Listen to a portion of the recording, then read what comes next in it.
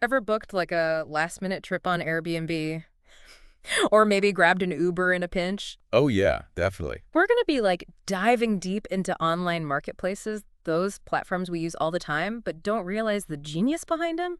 See, I recently stumbled across this talk by Stanford professor Ramesh Johari, Right. and it blew my mind. He was on Lenny's podcast talking about how marketplaces are about way more than just buying and selling stuff. Yeah, it's really easy to think that Airbnb is about rooms or Uber is about rides. Right. But what they're really selling is something way more valuable, actually. It's the removal of hassle. Hassle, you mean like instead of hailing a cab in the rain, Yeah. I can just tap my phone? Exactly, and that's what economists call transaction costs. All that friction involved in making a deal happen. Imagine trying to buy a used textbook before the internet. Oh, You'd be yeah. posting flyers on campus, hoping someone calls, maybe haggling over the price. It's a headache. Mm-hmm. So marketplaces like Amazon or eBay just completely remove that friction. So I'm paying for convenience? Makes sense. You are. But it's deeper than that. Think about it. Both the buyer and the seller are customers. Oh, that's They're true. both relying on the platform to eliminate those transaction costs. That's the real genius. No, I never thought about it that way. Yeah. It's like they're not selling products. They're selling like a smoother experience. Precisely. And this isn't a new idea, right? Think about those ancient Roman marketplaces, like Trajan's market. Okay. They were impressive, sure, but built of stone, Right. inflexible. Yeah. Today's marketplaces are built on data, which allows them to adapt and evolve constantly. This is blowing my mind. I always thought starting a marketplace was like the holy grail for entrepreneurs. Yeah. But I've also noticed that a lot of them seem to struggle to gain traction. You've hit a very common pitfall with the marketplace founder trap. Many entrepreneurs, they dive headfirst into building a platform without considering the most important ingredient, what I call scaled liquidity. Okay, you've definitely lost me. What is scaled liquidity? Okay, it's pretty simple. You need a lot of buyers and sellers for a marketplace to work. Otherwise, it's like a party with only 3 people. Right. Not much fun, right? Okay. Without that critical mass, you're just a middleman without much to offer. So it's like a chicken and egg situation. You need users to attract more users. Exactly. A great example is Urban Sitter. Yeah. Familiar? Yeah. They're a popular babysitting marketplace now. Yeah. But they didn't start that way. Oh, really? Initially, they tackled a very specific problem, accepting credit card payments for babysitters. Interesting. Most families didn't carry cash, Right. and sitters weren't set up for cards. Yeah. Their solution: they handled the payments, removing that friction point. And as more families and sitters joined, guess what? They naturally formed a marketplace. They had the numbers, the trust, and the network to make it work. So the key takeaway is don't force the marketplace. Right. Focus on solving a real problem for your users first. If you do that well, the marketplace potential might just reveal itself naturally as you grow. You got it. Don't get caught up in the hype. Figure out what problem you're solving, Yeah. and then see if the marketplace model makes sense down the line. That's such a good point. I know even when I'm scrolling through listings on any site, Yeah. I'm always thinking about, okay, who has the best reviews and how are they making these recommendations in the first place? You've hit on something incredibly powerful: Yeah. the role of data in shaping the entire marketplace experience. Even the tiniest tweaks can have a huge impact. Like what? Tell me more. Let's break it down. Data science is key in 3 main areas: finding matches, making matches, and then learning from those matches. Think about when you're searching for something on Airbnb. Yeah. Those recommendations you see, that's data science at work, finding you the perfect match. But it's more than just showing me the most popular listings, right? Absolutely. Airbnb's algorithms are crazy smart. They factor in things like cancellation rates, how quickly hosts respond to messages, even those detailed reviews from past guests. It's all about predicting not just which listings you might like, but which ones are most likely to lead to a smooth, successful stay. So they're playing matchmaker, but with algorithms instead of a dating profile. Exactly. And the making matches part, this goes beyond just connecting people based on basic criteria, right? It's about predicting the quality of the match, the potential for a good fit. Okay, I need an example. My brain's a little fried. Okay. Remember we were talking about Odesk, that platform for hiring freelancers? Yeah. They use data not just to connect freelancers with clients, but to actually try to predict if those matches would work out long term. Did the freelancer get good reviews? Were they hired again for future projects? That's next level matchmaking. So it's not just about making a quick buck, it's about building those lasting relationships, right? Precisely. And that brings us to like the third piece, learning from matches. This is where rating systems come in. Oh, those all-important star ratings. Exactly. Those ratings are pure gold. Hmm. But it's not as simple as just averaging them out, right? We need to understand the stories behind those stars. For example, how do we avoid rating inflation where everything ends up with 5 stars? Yeah. I'm always very skeptical of those perfect five-star reviews. Right. And what about the sound of silence? Those times when no review is left at all. Is it neutral or does it mean something else?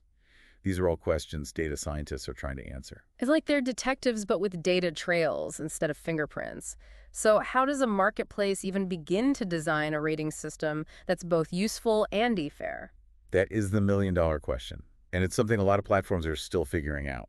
One approach is to move beyond just those generic star ratings and give users more ways to express their experiences. Like what? Give me the inside scoop. Sure. So for instance, instead of just asking how many stars, Airbnb might ask, how did this stay compare to your expectations? Or would you stay here again?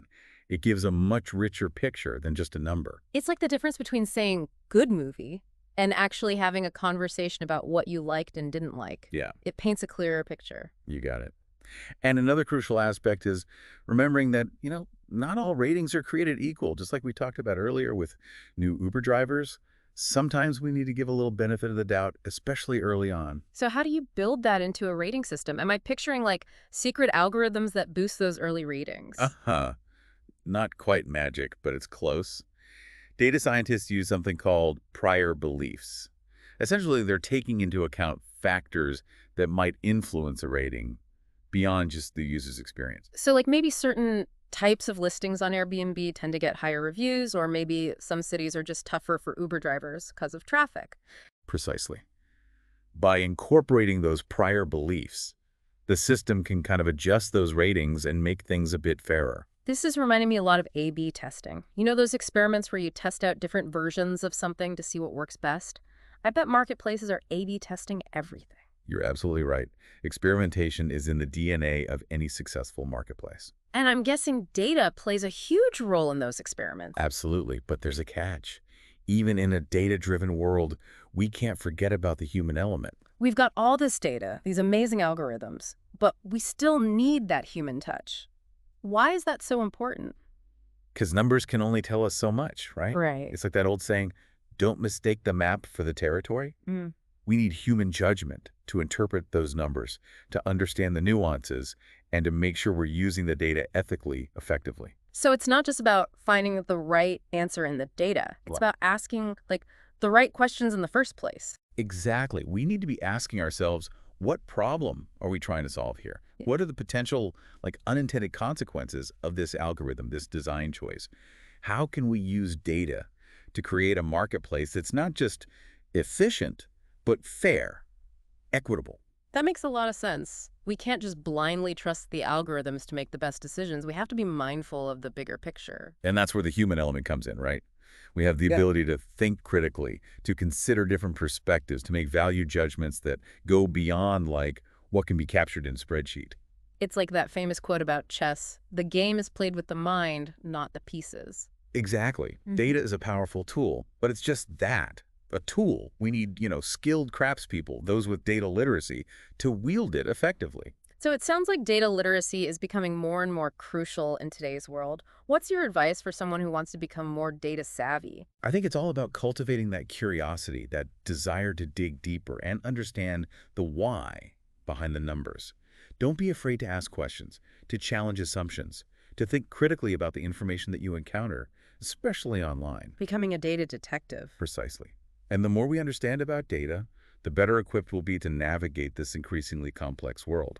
We can use it to make better decisions, to advocate for ourselves, to hold those in power accountable. That's a powerful message. Data literacy isn't just about crunching numbers. It's about empowering ourselves. Exactly. It's about taking control of our digital lives and shaping the future that we want to see. Wow, we've covered so much ground today. From the hidden costs of convenience to the power of data-driven matchmaking.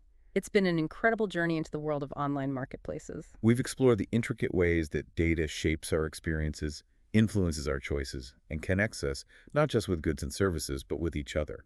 And we've learned that while algorithms and data are incredibly powerful, it's the human element, our curiosity, our judgment, our commitment to fairness that will ultimately determine how these technologies are used to shape our world. So next time you're, scrolling through those endless recommendations, remember that there's a whole lot more going on behind the scenes than meets the eye.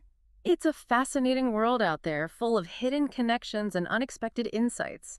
And as we learned today, sometimes the most valuable things in life aren't the products themselves, but the removal of friction, the power of connection, and that never-ending quest for a smoother, more meaningful experience. Thanks for having me. It's been a pleasure diving deep with you. The pleasure was all mine. And to our listeners, thanks for joining us on this deep dive into the world of marketplaces. Until next time, keep exploring, keep questioning, and keep those data insights flowing.